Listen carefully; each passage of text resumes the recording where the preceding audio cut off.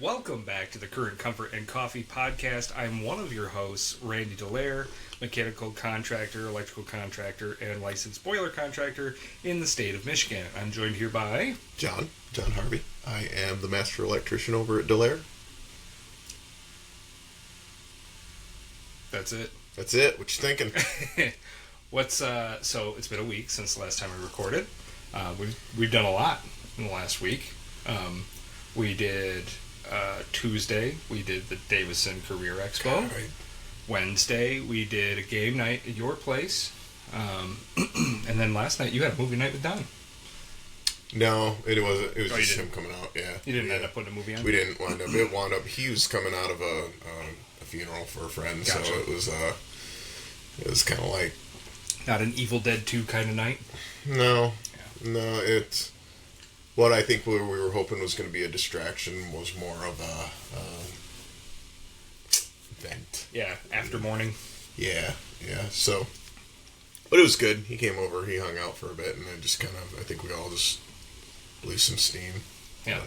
What'd you think about the game? That was fun as fuck. Did you like such that? a good game, yeah. Yeah. Yeah, so Dice Throne was the name of it, right? Mm-hmm. Yeah. I told Kristen, I tried to get Kristen to come play with us, Yeah. but she was pooped after work, so she didn't Yeah. want to. And then you tried to get Macy to come play with us, too. So it turns out the women in our life just don't like games. I know.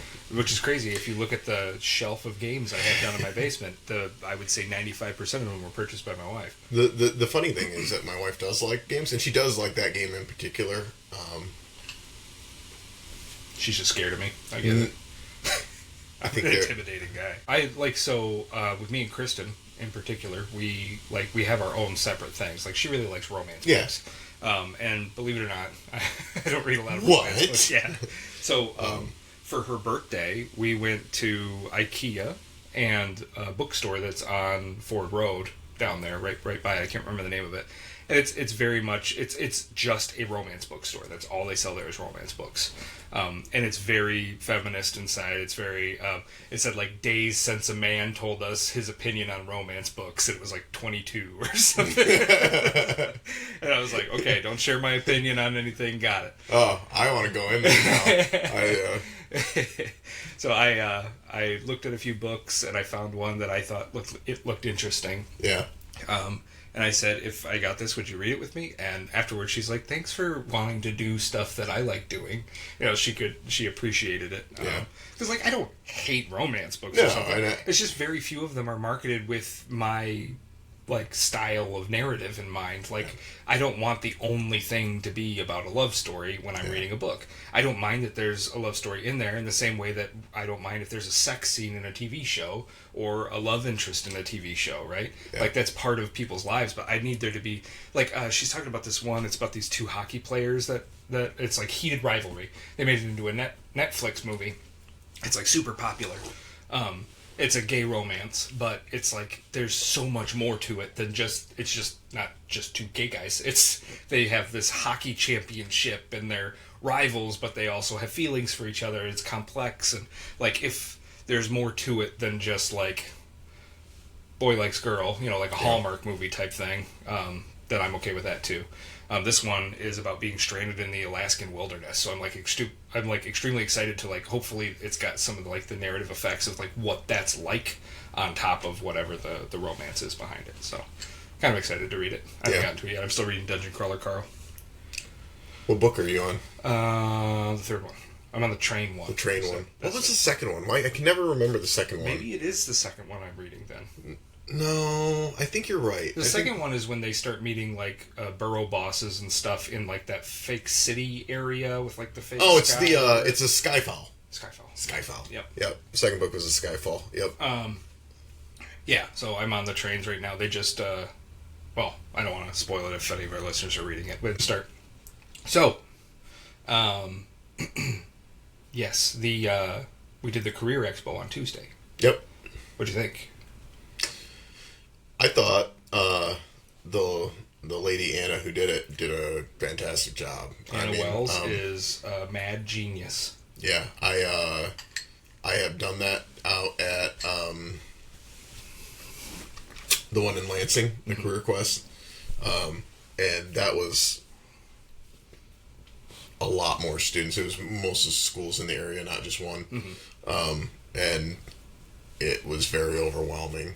But also, your booth didn't have, like, a lot of those career try to, like, get the kids' attention.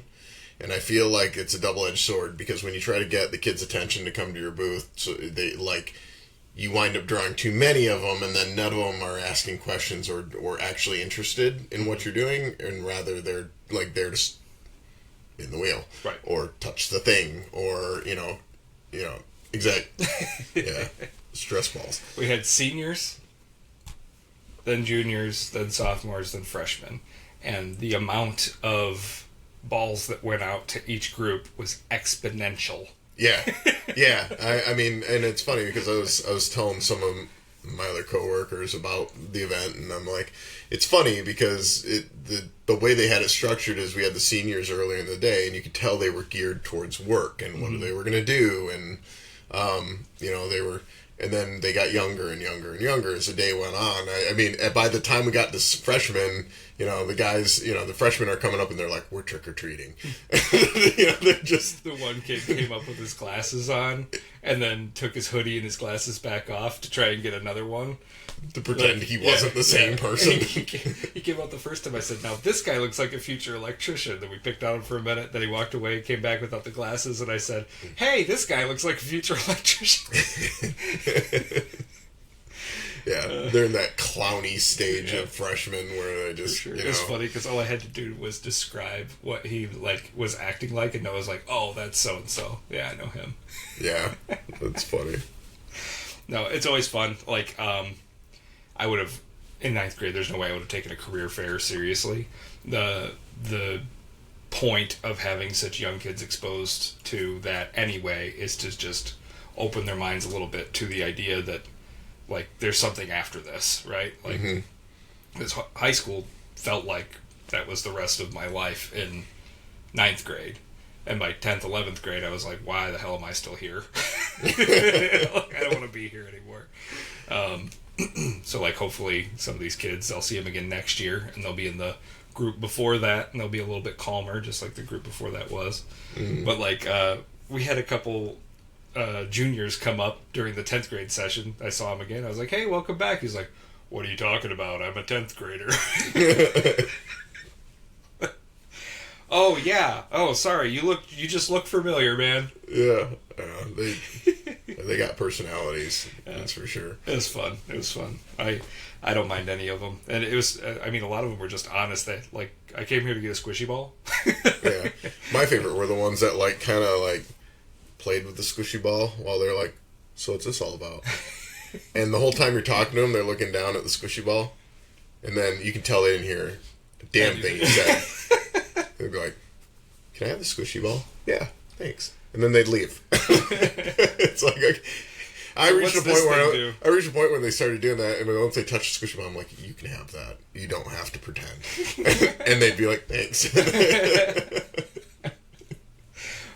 Yeah.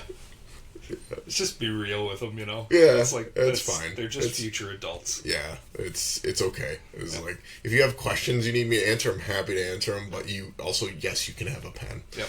Like, those are good pens. Don't lose it. Yep. I like my pens. But yeah, no, I always find that event very rewarding. One thing I missed this year, and Anna rubbed it in my face, was the mock interviews. That's always rewarding too. Yeah. It's one of those things that, like, I always try to make it to, but if my schedule doesn't allow, it's like, it's a full day of sitting down and pretending to interview kids for a job that you're not actually interviewing them for. I tried to, a couple of years ago, hire one girl for, like, marketing because she was very confident. And I think it was her dad already owned, like, a construction style business, and she did all of his marketing stuff, and she was, like, showing me, like, stuff that she had made for him. I was like, hell yeah, you want a job? Yeah. And so hopefully she went to school for marketing. Yeah. That's awesome. It's interesting because, like, I even posted about it on Facebook. I think, like, some of those kids, like, knew what they were doing. It wasn't just like, I think I might go do this. One of them was already accepted to pilot school down in Florida. Yeah. They wanted to be a commercial pilot for, like, FedEx and UPS and type stuff. And wild. She was just a boss ass bitch. Yeah. I was like, hell yeah, you go get it. When I was in high school, like it's funny the range, right? Like some kids, like you said, they know immediately, they get it immediately, and then some kids are just like their brain develops for another 10 years before they just. And I was one of those kids, like I'm not being judgy at all, because I was definitely in camp. I was in my mid to late 20s before I was like, this is how the world works, and I have to conform or starve. Or I don't eat. Yeah. Right. So you can ask why as many times as you want, but it doesn't change the fact that it is this way. Yeah. Yep. Right. Yep. I didn't get through my why stage until I was a little bit older. I want to say in my early 20s, I finally started figuring it out. Prefrontal cortex, you need that thing, otherwise you're just a kid. Mm-hmm.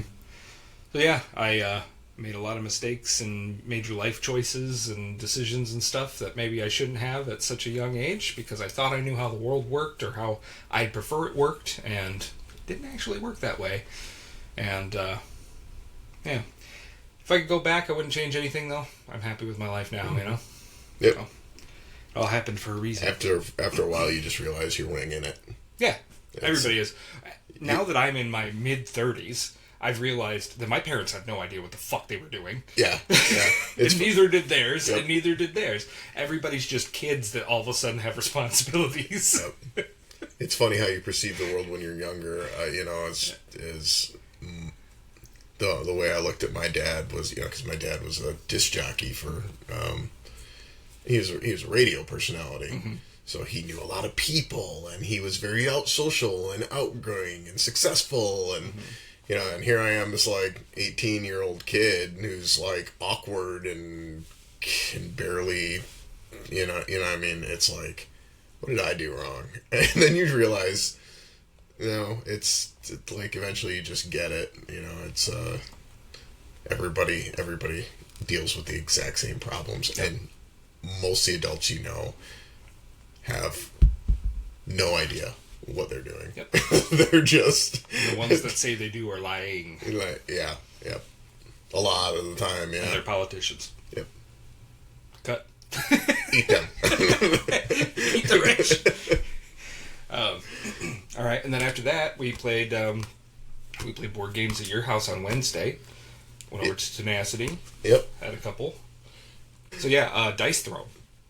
Yeah. That was super fun. I fucking love that game. I only played it the one time, and I've been thinking about it ever since. Yeah, it's and you only touched one character out of like the 30 that exist. And I was pretty happy with that character too. And you said that she was like a glass cannon, essentially, like high damage output, but not the best HP. And that we were like neck and neck for HP throughout the whole thing. It was crazy. They've done a really nice job, not only with the artwork and the presentation of the game, but also it's very balanced. Yeah. If it never really goes one heavy one way or the other. There's It's pretty cool. Yeah. Yep. I could totally see myself playing that several thousand more times. Yeah. And they added again. They have the adventures, which winds up being like a dungeon crawler campaign. You've got two phases that are like the dungeon crawl and then the boss, and you can play it by yourself. Right. I've done a little bit of that, and then they added an expansion which adds one shots into the mix, which I haven't gotten to that yet. That's cool. Yeah, I really like it, and it's simplistic enough where it's not too overly complicated. Even my wife likes it. Anybody I've introduced has been like, oh, that's cool. So it's easy to get people to drop into. Yeah. So. No, it was not hard to learn. The flow took maybe 2 or 3 rounds before I was just doing it. Yeah. And then it took a minute of looking over the card to be like, okay, this is my first roll. What can I do with these first 2 or 3 dice? What should I be going towards? Yep. I didn't realize that I had one of the best upgrades right off the bat for the defense upgrade. I feel like the defense, if you can get a level 3 defense upgrade right away, it's and for listeners that don't know, this is basically like Yahtzee, like a battle Yahtzee. With each character you're rolling for their abilities. I don't know. Lately I've been super into Board games. I feel like my mind is really pushing me away from anything behind a screen anymore, and driving me towards more social-based games. Yeah, for sure. I feel like it started with Magic. Like, I really liked having my Magic night. And then now I feel like, honestly, I kind of wish my son was into like games or something, because I feel like I could. My kids are old enough to where we could like go up to Card Republic and just like, hey, we're doing a game night here tonight, and that's it. Like, that's what we're doing. Yeah. You know, or we could do it at my house. But yeah, you got that room now. I know it's just, I don't know. It's hard to get people to participate when it's not scheduled, if that makes sense. So oh yeah, that's what I got. We have our game night every Thursday. We do Dungeons and Dragons, and this last Thursday we just did Jackbox because we finished our campaign. How do you like the? I mean, how does for your Dungeons and Dragons, are your players pretty consistent? Because that was always the problem we had. Is there's always almost one person that drops out, and it makes it hard. 3 of the players are avid gamers. Like, they play games every single night. That's just what they do in their free time, is play video games or play board games. Like, that's just their pastime. And then 1 is the fiance of one of our DM, so he's playing whether he likes it or not. And then the other 2 are me and Kristen, and we both love it as well. So Kristen's Mrs. Schedule, so she makes sure that that's all on, and then I'm sure like I've got it blocked off on my calendar, my work calendar, to make sure that I can make it. We've canceled before. Jesse's also a psychologist, so he in our DM, and he sometimes he'll have a really rough day and he's just not in the mood, to DM, and that's totally valid. He's an adult with a life. And we'll all still meet up, and maybe we just don't play that, or he'll bow out, and then the rest of us will play golf with your friends or something, so we'll still like meet up, but something like that happens occasionally. Holly's had nights like when we did Jackbox, her computer was having trouble, so Holly played with us for a couple minutes at the beginning, and then she had like just reinstalled Windows, but she was still having connectivity issues. So she bowed out too. She's like, "Oh, you guys have fun. I'm tired of dealing with this computer tonight." But like, her husband is Logan. He's right in the back. You can see him behind her playing WoW or League of Legends or something too. So like, that's their pastime. It's after their kid goes to bed, as they play video games a few feet away from each other. Yeah, downstairs. So that's a cool way to do it. Yeah, yeah, and I mean, if that's a hobby that you and your significant other enjoy together, then build a room for you guys to chill. Kristen's in this one over here, in her like craft room type deal. But that's also, she's got a PC and a Mac in there that she plays games on, just the same way that I do in here. So yeah, I don't know. It's it hasn't been terrible to try and get everybody lined up. Yeah. It's been, there's been nights that we've called it off, or like somebody's out of town or whatever, but it's fewer and farther in between. Well, I think I'd like to get something set up sooner or later here with that's consistent. Like, I still think I want to try my hand at DMing. Yeah. Yeah. I'd be in. I honestly, it's a lot of work, so I'm just like trying to get to the mental state where I think I've got the extra capacity for that. Yeah. I think it'd be cool to get like some of the kids in. I wonder if that's something I could drag Jaden into playing.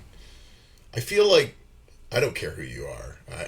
I feel like Dungeons and Dragons takes some getting comfortable as far as like the personality, like, you know what I mean, like getting comfortable with doing almost like improv in front of a group, like that is.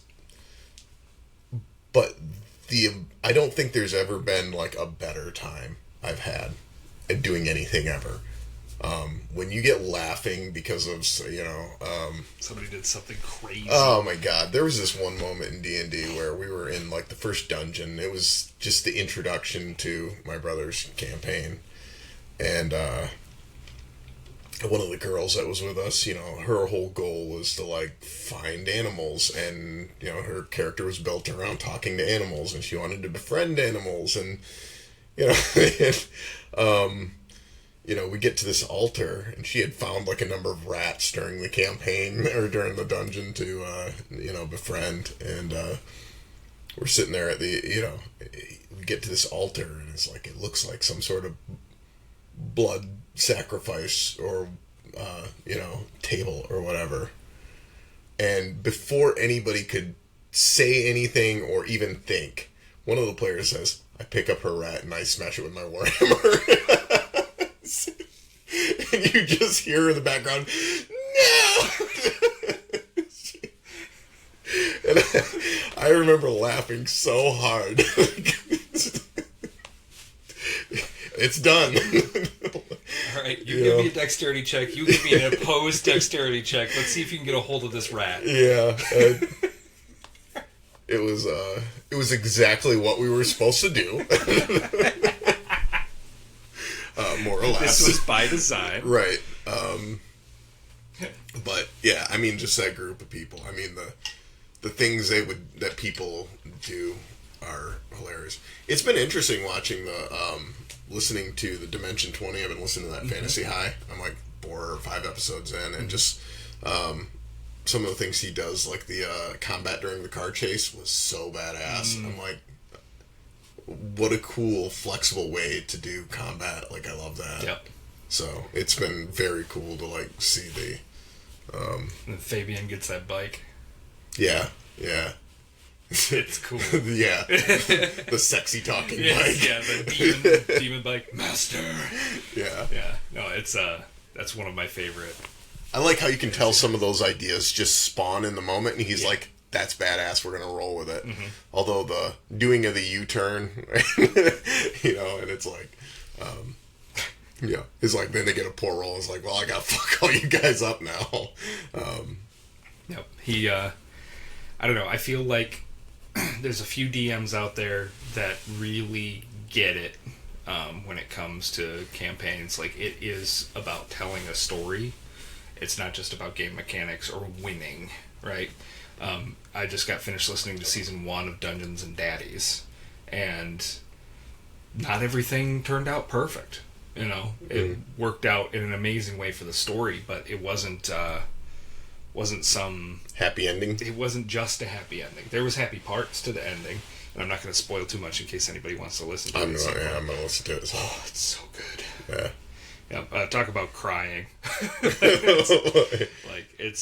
It's very interesting to see these people become these characters so well. They're all very good actors. But yeah, it's I don't know, it was really good. Now they're doing a Far-Fetched, I want to say is the name of it, something like that. Fetch Quest, that's what it is. And it's a 3-part miniseries of some dogs and a cat that got flung into the far realms, and they're in D&D land now trying to survive, but they're literally just dogs and cats, kind of like Homeward Bound, but with dice rolls. So I'm on episode 2 of that. I guess there's another episode and a half for me to listen to, but it's fun. Like, now they're completely different characters, and one of the guys who was a player before is now DMing this. Meanwhile, the previous DM is now a player, so it's like I've been listening to 69 episodes of this guy as the DM, and now they've swapped spots, and I'm like, literally my brain is like, whoa, wait a minute, he's not in charge. He's one of the players. Yeah. So it's interesting to like have to flip that switch. But then I'm going to go into season 2 after that, so I'm pretty excited. I don't know. It's one of those things where if you're on the road for a long time, it's fun to listen to a story that's not like a murder mystery. Yeah. I honestly, one of the reasons I dove into that was just having to set like the news down, right? Like the world, I feel like, is become somewhat overwhelming for me. The news cycle has become overwhelming, and I think I had to find something else, and honestly, it's been quite a treat to listen to, because it takes a minute to get in, because you got to, like, get the flow of it, but yeah, it's been really good. Yeah, and I've got a couple more of them on my to be listened to now. Like, makes me want to do more. It's crazy how much content is actually out there. It's like, oh, cool, I have a whole mountain of stuff I can get in. I was telling my brother about it. I'm like, he's like, because my brother listens to all those too. Honestly, it'd be nice if I could get my brother to, like I said, I feel like you and my brother and maybe do you think Noah would be into it? Dungeons and Dragons? Yeah. Yeah, he's played before. That'd be cool. Yeah, I think the older Noah gets, the more he would enjoy it too. But he's never been like anti. Noah's not always in the mood for like tabletop games. Yeah. Well, like most teenagers, he's got other things, other priorities. Sure. On his mind, right? Yeah. But sometimes I'm sure he would be down for it. Yeah. If we had a regular game night that we would always play, like say we did a Sunday night or something like that. Like, yeah, I know my brother. My brother is very much into that world, and he would he's a pretty good DM, but I know he also acts as DM for a lot of other people. So I don't know what his bandwidth is anymore these days. He's also got a significant other that he spends a lot of time with. So so yeah, I don't know. Anyways, yeah, playing it online is pretty easy too. Then you don't got to get everybody over to your house, and Roll20.net is free. Yeah. And I mean, your brother probably already has that. Yeah, we did use Roll20 with limited success. Some things worked really well, and some things either he didn't know how, because you can add in like sound effects and whatever. And I think he tried some of that. We had some issues with like Fog of War, and it was fine. It did the job we wanted it to do, but I would really like an in-person one. Yeah, no, I mean, I feel like an in-person one would be awesome. It definitely solved our issue of like having to meet up with the friend groups that one of them lives in Iowa, two of them live in Louisiana. Yep. Yeah, I get that too. There's a situation for it. Anyways, the D&D podcast. We could start doing that. Yeah, I was gonna say. I'm Dungeons and he's Dragons. What? Looked like you had a thought. I did. It's one of those ADHD thoughts. I see your Finn and Jake on the wall there. Oh yeah. My daughter's been into Adventure Time. Oh hell yeah. And my wife's like, "This is not a kid show." Yes, it is. Yeah, it is. They're talking about like guts and stuff, and I'm like, everybody's got guts. Yeah. Everybody has poops. It's a lot of fart jokes, and my daughter. Jake, I thought it would be funny. So it's such a good show. It's so good. And then I watched the Faraway Lands. That was good too. Yep, that was good. And then we just finished watching the last season of Fiona and Cake. That was, oh my god.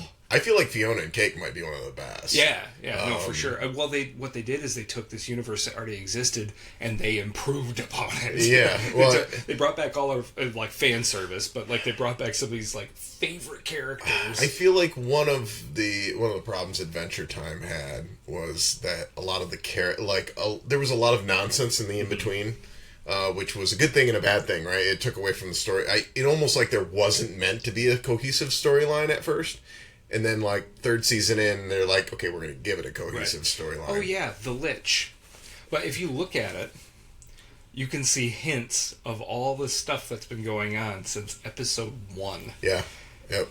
It's crazy. Yeah, it's a very good... I love rewatching it. Yeah, I'm excited because we're just now, like, I've kind of been feathering her into some of the episodes, and we're just now rolling kind of into season 2, which, and I feel like season 3 is when it really starts to be like things start to like connect. But yeah, you're right. Fiona and Cake took kind of, I feel like, all the gunk out in between and gave like a very clear storyline of like that touched base on all these other things. It was fantastic. I loved Fiona and Cake. Yeah. I feel like it's one of those staple cartoons that like every kid's meant to see at this point. Like it's another coming of age story, you know. And there's been tons. I mean, you can go back to The Breakfast Club if you want to. Like, there's stuff from even before that like it's a Grease. It's a coming of age story. It's about people coming into the world on their own, you know. And but from Adventure Time, it's from the perspective of a 12-year-old that turns into an 18-year-old. You know, Yeah. you very much are along for the ride. One of my favorite quotes is from Jake, and he says, "Oh, no, Finn can handle it. He's 12." And like, you realize like what he's going through is not normal for a 12-year-old at that age, you know, and it kind of gives you perspective into the lifestyle or the type of life he has to live as a loner. I feel like a lot of people can't see past the whole like nonsense part of it though. They're like, Yeah. "Oh, this is just silly stupid." And it's like, no. Like there's real things happening underneath that are like hit really hard. Yeah. It's like, but you have to like take it seriously. He's lost which is really hard. his birth parents. His birth dad is a piece of shit. Yep. His adoptive dog parents, who are talking dogs, who had a magical sun dog, who's his brother, and also his caretaker now. They're gone. They've died. And he has another older brother named Jermaine that had to pick up the pieces. And you get these little insights into like how Finn was raised into this like adventure monster fighting person, because that's who his adoptive parents were. But you don't learn that until you get along for a little while. Yeah. That episode where he meets Marceline, you end up like falling in love with Marceline, and that's Princess Buttercup's romantic partner from the past. You don't even realize that that's the reason they don't get along until way later. Yeah. But it's always been that way. I don't know. So you have to sit through a lot of in-between fart jokes. Yeah. Well, that's because he's 12. I know. Of course. Yeah, that's the whole thing. Which I feel like some people have the capacity for that and some people don't. But yeah, it was funny because my son reached a certain age where I think once he got to the later like seasons where it was more serious, he didn't care for it anymore. Really? Yeah. And Noah and I that was all we did every morning was we would watch an episode or two of Adventure Time before he got on the bus for school. That was our routine. Now we're like struggling to find a new one after finishing all that up. We started watching Reacher, but I feel like that's not a morning show. It's very much an evening show.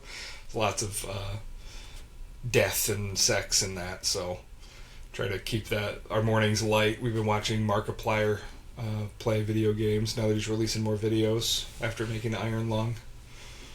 We do that now, which also wholesome content, even though most of the games he plays are horror games. Like him as a person, he's just a super wholesome guy. It's super fun to like, I don't know, share that sort of stuff with my kid. Yeah. I have similar interests in some ways. Obviously there's stuff he's into that I'm not and vice versa, but to have some like level of connection. You could watch that Bravest Heroes with him. You ever seen that? Mm-mm. It's basically Adventure Time. Oh yeah? It's from it's from back in like pre-Adventure Time. I thought I sent you a link. You might have. Yeah, I do it too. Don't. I get it. But yeah, it was so the creators of Adventure Time did I think you did tell me about this.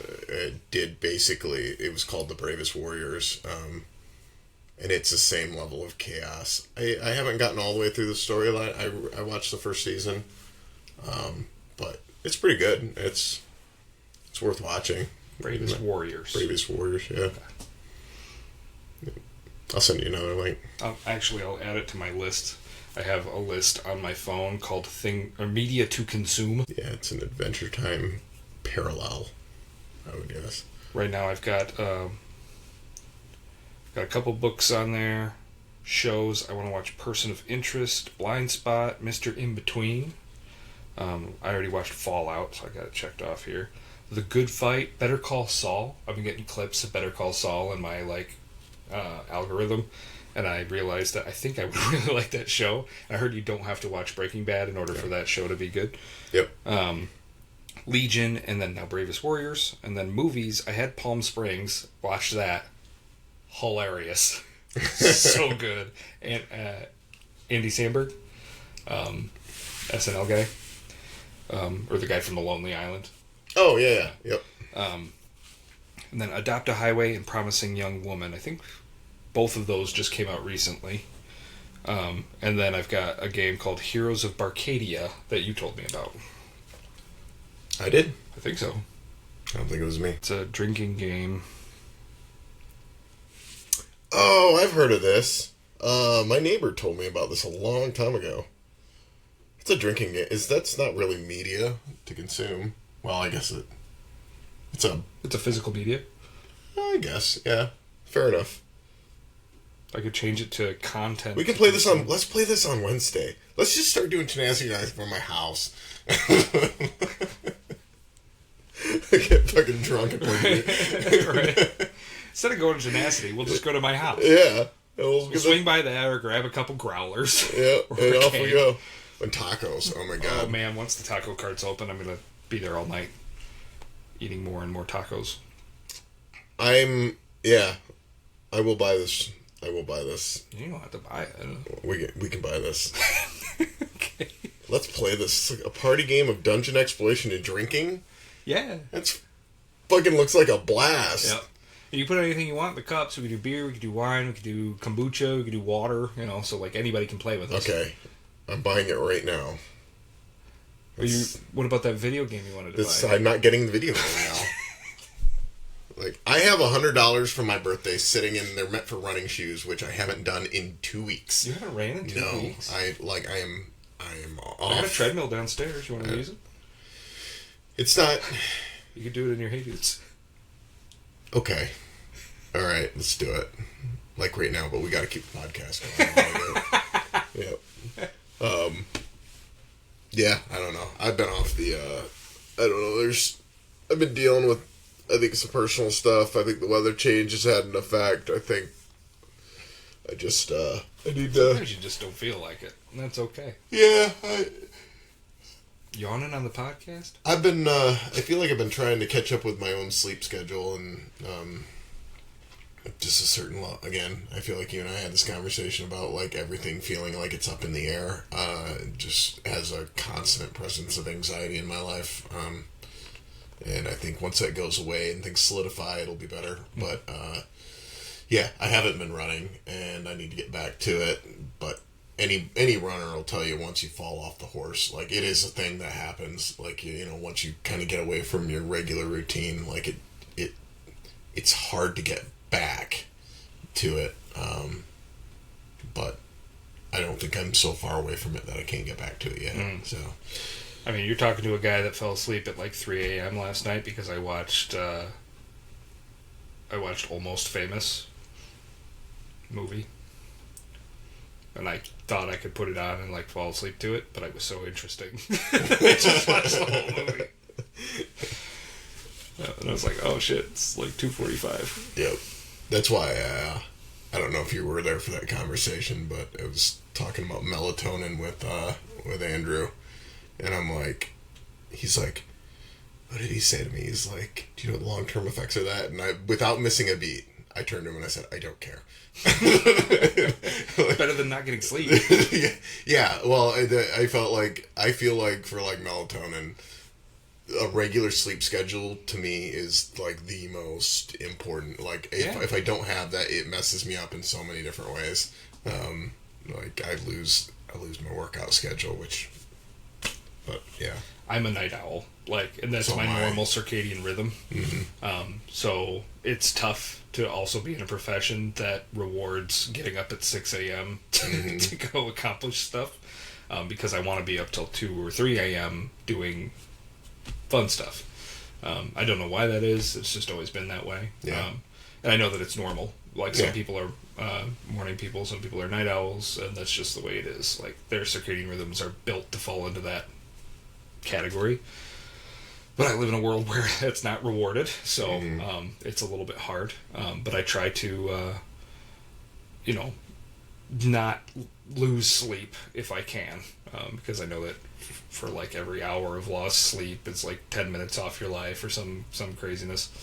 I don't know how true that is, but it's probably on a fucking BuzzFeed article. Yeah. But yeah, it's like, I don't know. I'm just trying to enjoy things and not stress out about that part and just be able to function. Mm-hmm. Yeah. Yeah. So I don't need to also feel guilty that I'm tired. Like, Yeah. I'm tired. That's just how it is. Yep. I'm not a bad person because of it. No, I'm naturally that way too. I was an up all nighter. The problem for me is just like it's never been practical. Yeah.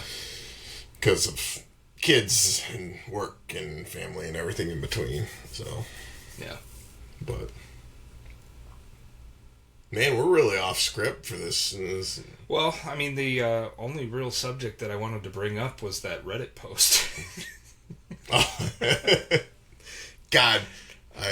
So, for context, the post was somebody turning a fan on and off, and the lights in that same room turning on and off in accordance with the fan switch. Like, the top of the actual head of the fan, they were, like, setting the speed setting with the dial, and then the lights were changing, and it was posted as, hopefully, like, benefit of the doubt, this is actually something that's happening in their house.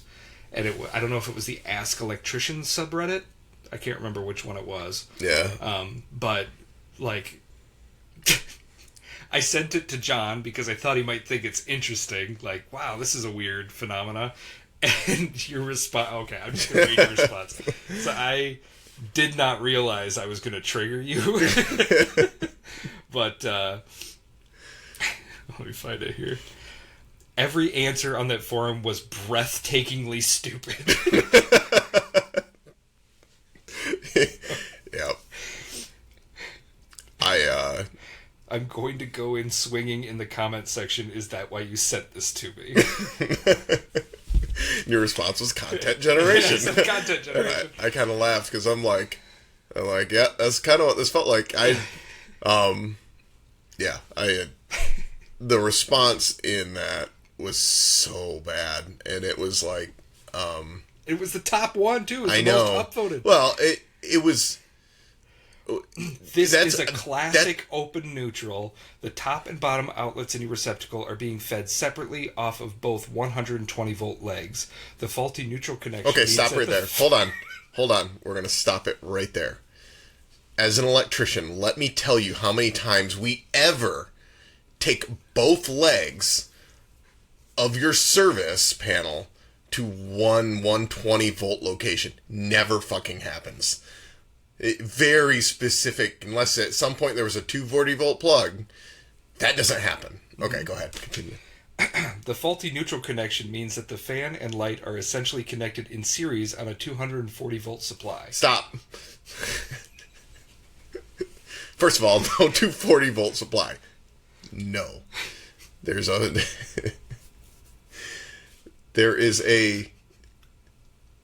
if there is an open neutral on that fan, it sends... A fan is basically a motor, right? Okay? So here's the other thing. Not only it has a plastic... Those fans have a plastic housing. So your current goes through a coil, right? That coil has resistance, and things happen inside that coil that make the motor go, and then it goes back down to the neutral. So if the neutral is open, nothing happens.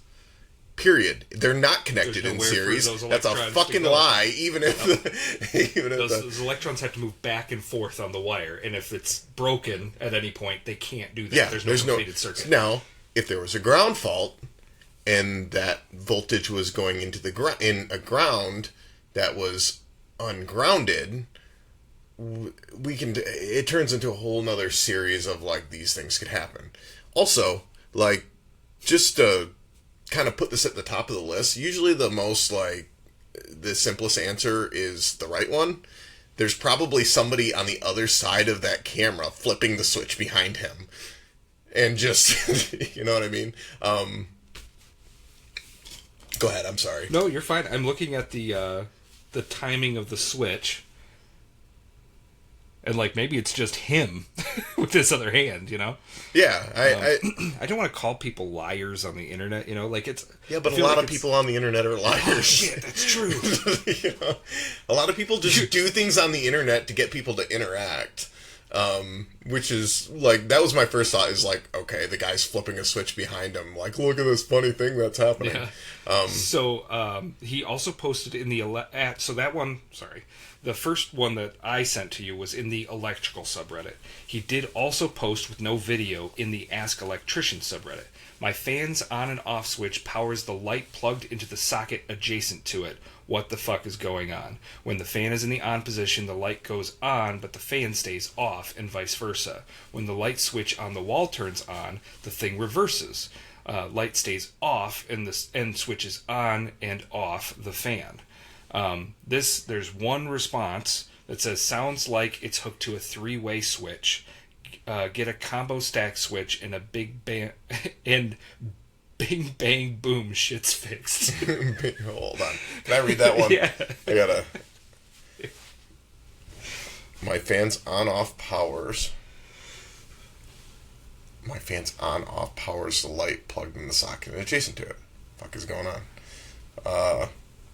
When the fan is in the on position, the light goes on, but the fan stays off, and vice versa. I'm gonna need a cocktail now. When the light, I might need it. When the light switch on the wall turns on, the thing reverses. What thing reverses? The fan? The situation. So now when he turns the light on, the fan turns on instead. And this one doesn't appear to be for clout because he's not showing a video. Looks like he's legit asking a question. So the first thing the first assumption I would make is that there's a short in the motor. I would unplug the fan and try, plug something else in, because the motor is just a coil of wire, right? So, and those coils of wire do short out, and and sometimes those shorts have enough resistance in them to be drawing amperage, but not necessarily trip a breaker, right? So it's very possible that motor got shorted in one of its 3 variable speed positions, and it's sending voltage straight on through the light circuit through onto the neutral, right? Which would backfeed the light circuit. Well, in theory, it wouldn't do that if the house was properly grounded, right? Because electricity is always seeking the ground. So if your house is ungrounded and there is no path back to ground, it's just voltage on the neutral. Gotcha. Which, if you have a circuit that is grounded, might travel through that, and then effectively your ground becomes a neutral, and then your neutral becomes a hot, and then things that operate both ways, like LED light, exactly, then become powered. So the first thing is, there's so many variables in that. Judging by the picture of this fan, I'd be willing to bet that fan doesn't have a ground prong on it. No, it doesn't. Yeah, the housing is made of plastic. There's no grounding on this fan. So I would say it's not a ground fault problem. If that is real, it's a neutral. It's a short in the fan. It could be in the wiring end, but more often than not, it's in the piece of equipment that gets touched and moved and thrown around a lot is where those faults occur more often. I like to use my fans as baseball bats. Yeah. Some people do. Some people like to just whip them across the room. Through it.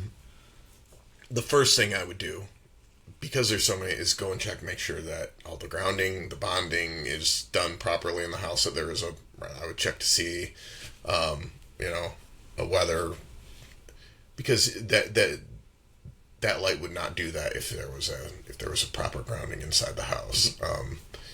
It could be the plug would probably be the last place I checked. Maybe somebody pulled on the plug and it's touching the metal box that, like the neutral's touching the metal, so it's completing the circuit there. Something, or it's creating a short there, which I feel like that's the least likely, but more likely than not.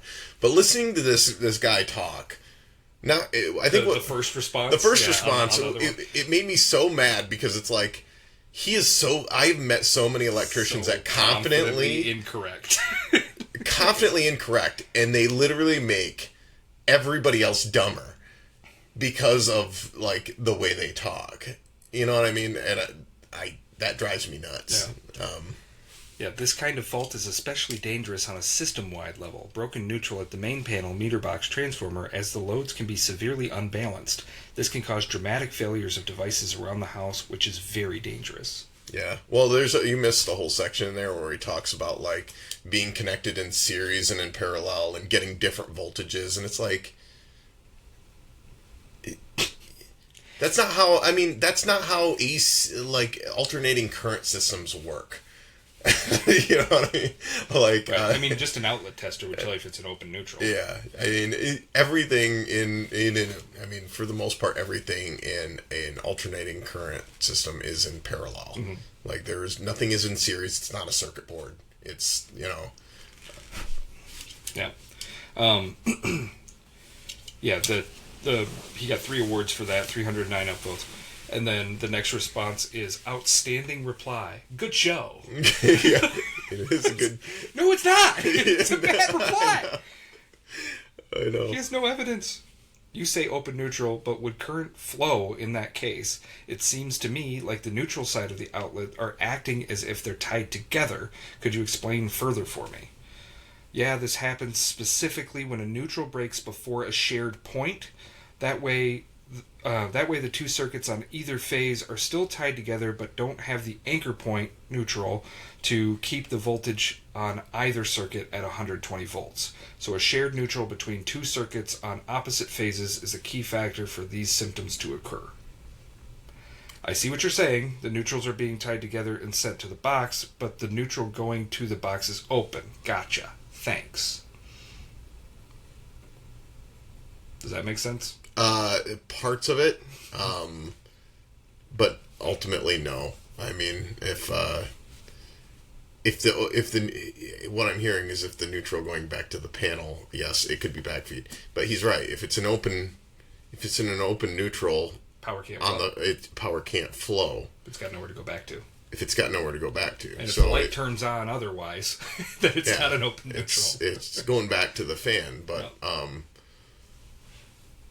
the chances of that are so slim. It's a classic open neutral. This is a classic. You know where open neutrals happen at? Open neutrals happen sometimes at the panel. Sometimes if something gets nicked, more often than not, I've seen them at the weatherhead. Mm-hmm. A lot of times those old service masts use like an aluminum SEU cable. Mm-hmm. That has like the stranded aluminum in it, mm-hmm. and then they just twist it together and they hook it to the wires going. And what happens is the wind blows it like this over the course of like 10 years. And slowly those little aluminum strands start to snap off, mm-hmm. right? Because they're brittle. Mm-hmm. And then next thing you know, you've got no neutral or very little neutral, and everything lights start dimming real bad. Sometimes the aluminum neutral lugs are aluminum's a soft metal, which is why we don't use it in homes, because it tends to loosen up, and loose connections create heat, which heat creates fire, which creates electrical. That's why you hear a lot of aluminum, like houses have electrical fires. But typically, if you make a connection in your wall, if you make a tight connection and you put it in the wall, that connection can stay in that wall for 50 years and never come loose. You know what I mean? They just don't it doesn't just happen. Yeah. Usually there's, when I go into a customer's home, the first thing I'll say, if, they're like, oh, this thing's not working, and I suspect it's loose neutral or something like that, I'll say, what have you done? Have you done any remodels? What have you done? Usually, sometimes equipment is faulty, right? Like you find a lamp that just, having been moved, or a fan that having been moved around half a dozen times and thrown in an attic or thrown in a basement or thrown in a garage, mm-hmm. or, exposed to elements, now has a fault of some sort, and they plug it in, and, this whole circuit in the house doesn't work now. It's because something changed. It's because you plugged it in downstairs, and I literally spent hours trying to figure out what thing is plugged in that has caused this problem. I mean, I've seen surge protectors go bad that create ground faults. I've seen lamps that get plugged in that create shorts. Mm-hmm. I've seen laptop chargers that create problems in circuits. Like it just happens. I've seen. There was that one I did the other day that they added a plug in the hallway. They tied it into the basement lighting circuit, and they just flipped the supply and the neutral around. Yep. And then the plug burned up. There was no there was no amperage protection because all your power was running through your neutral line. It was, I don't know, like melty plugs. And then the other one was in the bedroom. That was like lucky it didn't start a fire, crispy. Yeah. Which was crazy too because all of the other plugs on that circuit were still live. So the connection points to the plug itself were in decent enough condition to power down the line. But everything else inside the box was crispy. So it was like, this is dangerous. I've seen that before. Where, like they, and I can't even tell you how many times I've seen homeowners change their own plugs, which good for you. But like they get them out and then they realize, oh, I don't remember which side's which. Nah, it doesn't really matter. I'm not going to Google it or anything. You know? I could go over to this plug and check, but I'm going to just guess. Yeah, it's I see it a lot.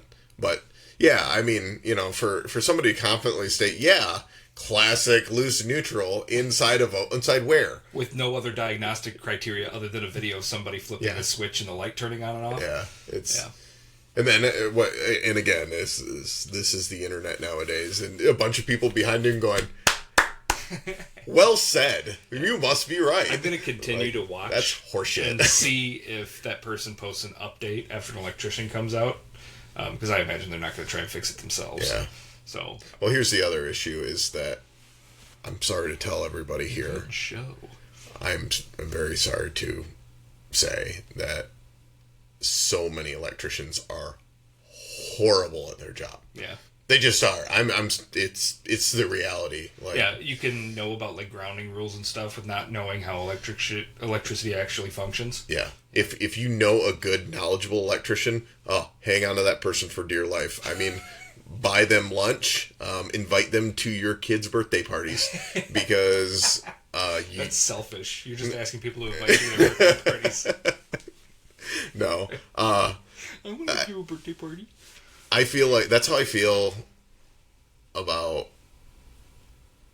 anybody in my life. Like if I had a person who's good at fixing my car, and just seemed knowledgeable at that, like I don't want to go in with anybody else, because like anybody knows, everybody's heard that horror story of like somebody going to, you know, oh, this thing is wrong, and this thing is wrong, and then this thing is wrong, and then they touch this thing and that thing breaks, and, you know, or just not doing the thing at all. And I feel like that problem is worse than it's ever been based on my experience when I worked in the field for you. Mm-hmm. I can't tell you how many customers I walked into their house and, you know, or outside, you know, we'd like you to address these 3 or 4 things. The last electrician was here, you know, the light was tripping the breaker every time we flipped the switch. But, you know, when, you know, we had an electrician come out and it hasn't worked since. And, you know, I can't help but look at those customers. The breaker anymore because he disconnected it. Yeah. And it's also like, okay, so he was here and it stopped working. It was like, that's your experience? Well, and what's crazy is how many like customers will just be like, nothing I can do. Like I would have been on the phone like, hey, like he didn't fix this. Get out. Like it's crazy how comfortable we've been as a society for paying for a service, not getting the intended result. Because that is not how it works in HVAC at all. If you show up and it's not working when you leave, they're upset. Yeah, I assume that for some things it would for us, but like an exterior light, it just. I was surprised how many people. Crazy to me, yeah. No, I'd be like, this light worked before you got here. So I went out there and I looked, and she's like, yeah, he pulled it out and he showed us. He said, hey, this jacket on here is stripped too far back and it's touching the thing.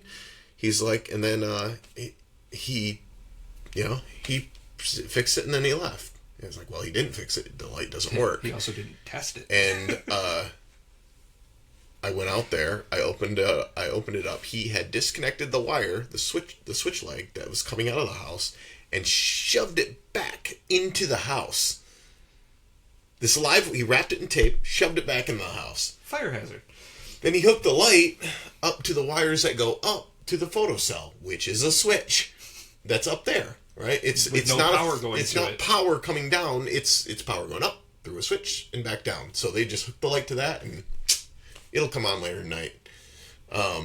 It did not come on later that night. It never came back on because any dipshit would know that the wire coming out of the house is coming from the switch inside the house, not the, it's, electricians are, they're,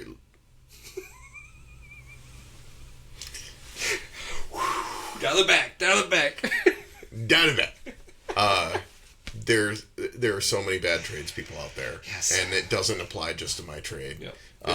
Yep. Don't get me wrong. I made tons of mistakes over the course of my career. But I'm sure. right there with you. There's plenty of times I go behind somebody, I'm like, oh my God. I Right. could have killed you.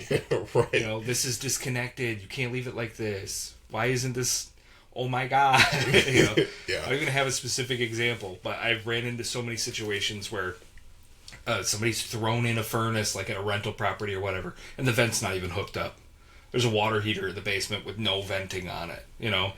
There's live wires that are exposed this far behind the wire nut. It's like, that's 120 volts inside of a metal box. Yeah. All it has to do is touch one piece of that metal box, and it'll kill the next person. Right, and it'll be like on a water heater or something, and it's like, okay, what if the house isn't properly grounded, because you're not an electrician, obviously. Right. So, like, now this is going to touch a water line and potentially electrify all these ungrounded copper lines throughout the whole house. Like, why do my fingers feel tingly when I wash my hands? Do you remember... you're energized this morning. Right, yeah. It's funny. Do you remember? We'll just call him he who shall not be named. He was a contractor out of Florida that had us doing some work in his homes, and we went. He's like, "I'd like you to come take a look at this work that one of my guys did." And the guy was notorious for paying guys that were unlicensed and just come in and redo these old houses that he had gotten for nothing, so that he could rent them out. But Andrew and I went inside this house, and I was going to look at the electrical, and he's looking at the heating and cooling, and this guy had you ever seen like those little octopus like boilers that have like the trunks that run at like a 45-degree angle into the house? Yeah, they have no blower in them, and it just looks like a gravity big furnace. Yeah. It looked like that. He had just taken like random like heat runs. It didn't matter where it was coming from or what size it was. So he had like this 12-inch heat run going to a bedroom, and this thing was huge, and it just went plump right into the side of this. Like, he didn't bend it with any kind of tool. It was not square at all. It was just like he took sheet metal and he kind of went like this with it, and then he wrapped it in tape. And then he cut a hole with some some snips, and then he stuck that giant trunk line into it, and it was so embarrassing to look at. I'm like, what in the hell? Like, and meanwhile, somebody's going to live in that house. They're going to pay $1,100 a month. Easy. To live in a 400 square foot house with garbage. Yeah. Heating it and powering it, and Yeah. And these guys, I show up, he wants me to look at rewiring this house, and I'm like, the thing is, like, he wants us to, he wants us to basically pull all the permits and give all the green light and let all of these guys that are totally unlicensed do all of the work. And I just told him, I literally told the guy that's doing the work in the house, I'm like, that ain't gonna fly. Just so you know, you can stop doing what you're doing right now. It's like, and they'd get all pissed, they'd look at me like, I'm some... Yeah, they were pissed. Who's this asshole? Yeah. Thinks he knows about electrical. Yeah. Meanwhile, he's like, he's got this nest of wires that are like, I don't know. Have you ever seen like those telephone poles in like India where it's just a nest and the wires go literally everywhere, and if one stops working, they just run another one? Yep. Go on. I'm telling you, if you want a good electrician, Google reviews is a great way to do it. A company that's got Google reviews that are going to take care of you is good, because they'll, if the guy you get is useless, they'll send somebody out there. They'll get it done because they're driven to keep that Google review good. But also things like Nextdoor. I feel like some of those neighborhood apps, there are people who literally, they keep themselves employed on there, and it's through like word of mouth. Like that is the best way to find a contractor, is reviews, word of mouth. People don't just hire your neighbor's kid, because we saw that, that guy that cooked that water heater, a few months back, by, he was licensed and insured. He was not licensed or insured. Yeah. And they were left with not only having to complete the rest of the electrical installation to code by paying us to do it, but also now no longer had an on-demand water heater. Yep. That guy never has to see the repercussions of his actions. Yep. I feel bad for beat the shit homeowners. out of him. I heard he was old too. Still kind of want to beat his ass. Really? Yeah. Oh. Yeah, he could have killed somebody. I agree. I totally. I don't. The problem is the system almost incentivizes people who are unlicensed to do the work, because you throw You a bunch. take your license away. You don't have one. Yeah. Well.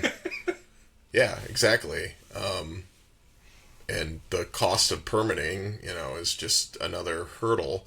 And, the cost of living these days is such that people are like, oh, I'd like to save as much money as I can, and the first thing they cut out is a safety inspection, which costs another $500 in permits.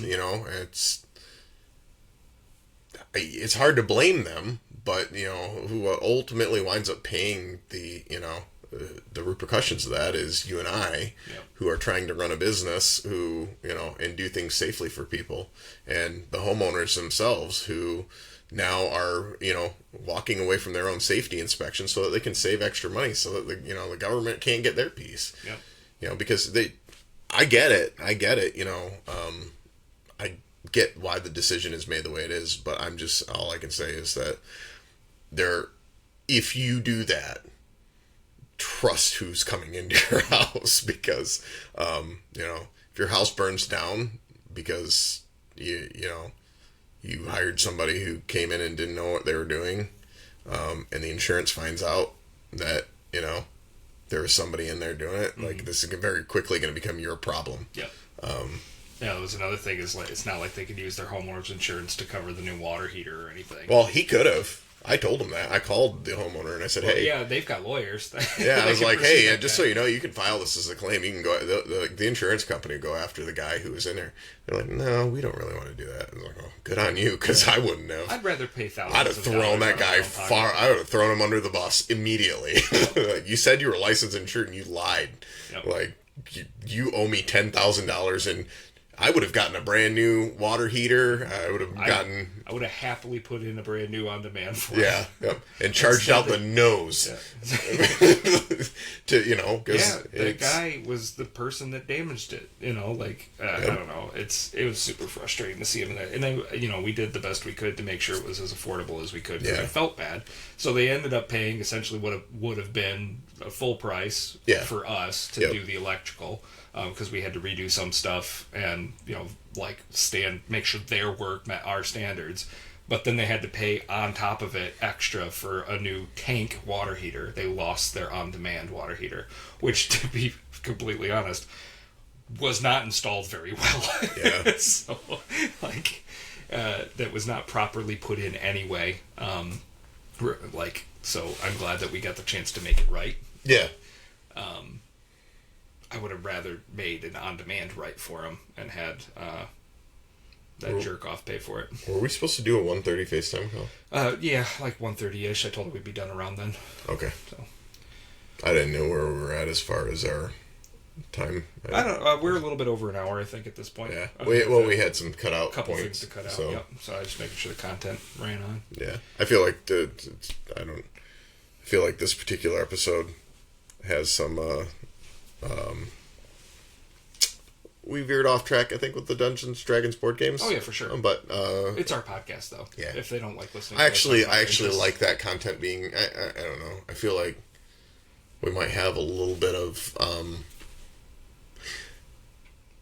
Again, like you said, it's our podcast. I think I'm not sure what audience both these two things might speak to two different audiences, but people who like John and Randy are going to listen to the podcast, and if they don't like John and Randy, they don't have to listen.